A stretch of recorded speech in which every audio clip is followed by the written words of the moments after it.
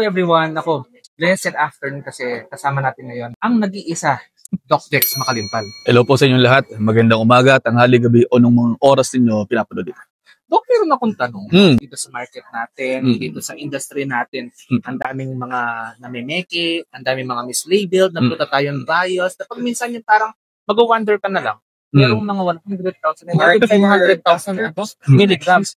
Anong masasabi mo, Doc, sa mga higher dosages ng mga glutathione bias? Baka naman kasi hindi totoo.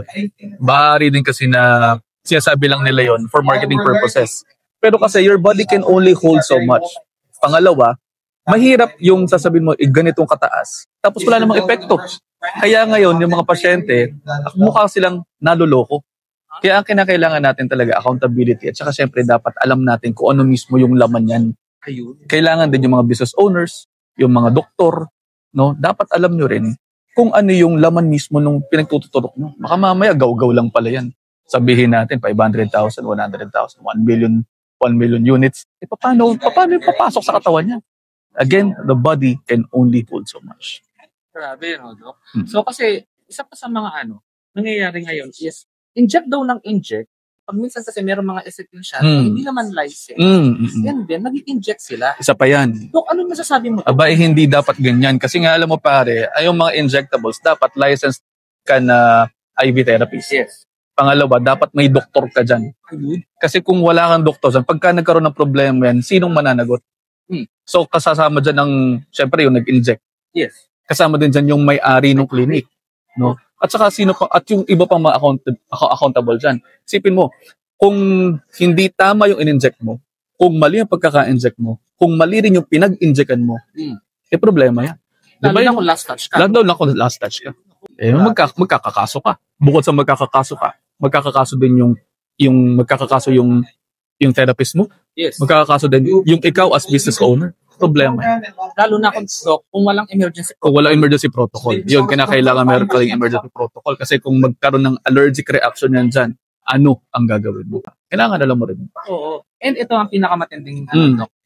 Ano ang masasabi mo sa mga bebenta ng mga Triceratops, rebranded, misdosage, na alam mo yun, alam naman nila na hindi original, and tinutusok pa rin sa mga customer. Ano ba ang pwede maging side effect?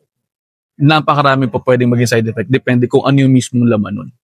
Kung compounded man yan, at kung maniniwala man sila sa compounded, dapat talagang compounding pharmacy gumawa. At dapat may lisensya sila. Perfect. No? And then pangatlo, kung magkakaroon naman talaga ng FDA approved, dito tayo sa FDA approved. Siyempre, hindi tayo papasok dun sa mga pasurangga lamang. Yeah? At saka ang gusto natin, siyempre, yung alam ng pamahalaan na totoong merong ganito. Yes. Kasi mahirap yung walang FDA approval. No? At saka sabihin natin na hindi mo alam kung ano yung laman nun. Kapag hindi mo alam kung ano yung laman nun, para ka lang ding nag-inject, sabihin natin, nag-inject ka ng gaw-gaw. Tapos sasabihin mo, kailangan gumana. So, sino napahiya? Pangalawa, ano yung maging epekto dyan sa pasyente? At pangatlo, ano yung i-expect ng pasyenteng epekto niyan? At ano yung magiging talagang ikaw mismo as business owner, ikaw mismo as doktor, ano yung i-expect mo? Diba? So, kaya syempre, dito nasa industriya tayo ng results. At yung results would matter depende kung anong in-inject mo dyan. At saka kung ano yung protocol mo dyan. Kapag in-inject mo and mali yung pagkaka-inject, pwede ka palang magka-pancreatitis, kidney failure, o kaya coma. Depende. Grabe. Depende sa kung ano yung in-inject mo, kung ano yung dosage na. Baka mamaya sabi, sige, nasa 2.5 mg ka lang talaga. Tapos yung pala, yung nasa 2.5, parang gusto mo 2.5 units, nasa 10 units ka na pala, o nasa 15 ka na pala. Tapos hindi kaya i-handle ng katawan. Kasi syempre may protocol yung incretins na yun. So again, kinakailangan, tama po ang i-inject natin, tamang dosage, tamang medication, tamang pasyente. Kasi syempre, mamaya, tirahin mo yan, tapos meron palang thyroid problem. Problema ko dyan, cancer ka dyan. So ngayon, Doc, ano po yung mga, ano ang pwede mong i-advise kasama natin na nanonood sa atin ngayon para, mas maging safe and, i-educate po natin sila. Syempre, dapat kinakailangan po, alam nyo po kung anong i-inject ninyo. Kinakailangan po, doon na tayo sa sigurado. Mahirap na nang i-inject tayo ng i-inject nang hindi tayo sigurado. Kasi, ang nakasalalay dyan, lisensya ng doktor, lisensya ng negosyo mo, at syempre yung therapist.